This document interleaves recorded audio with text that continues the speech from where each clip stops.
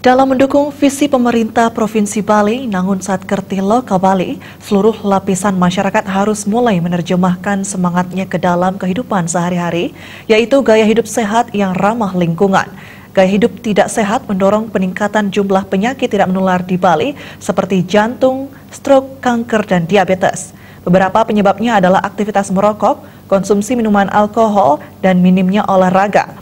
Kampanye hidup sehat hingga perluasan jaminan kesehatan nasional melalui program Krama Bali Sejahtera telah dilakukan pemerintah Provinsi Bali, namun hasilnya belum optimal.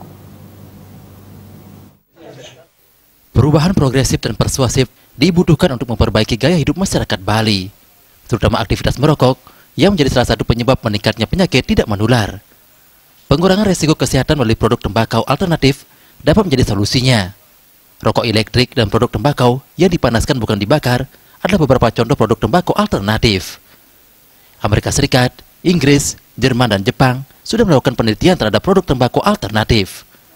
Hasilnya produk hasil inovasi industri tembakau ini minim risiko kesehatan.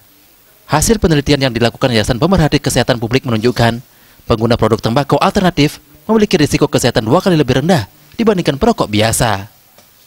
Yang selama ini kita lihat di masyarakat bahwa penggunaan vape itu berbahaya, itu tidak sebetulnya ya.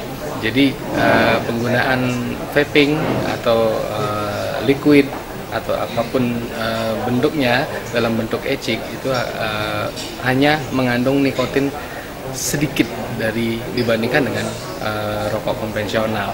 Karena rokok konvensional dihitung dari satu batangnya, banyak miligram nikotinnya maupun miligram tarnya.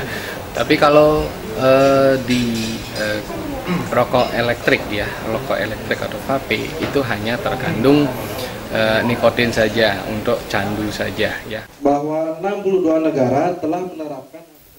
Pemerhati kesehatan dari Universitas Mahasaraswati Denpasar, Dedi Widiabawa menambahkan, Pemprov Bali diharapkan mengadopsi konsep pengurangan risiko kesehatan melalui produk tembakau alternatif.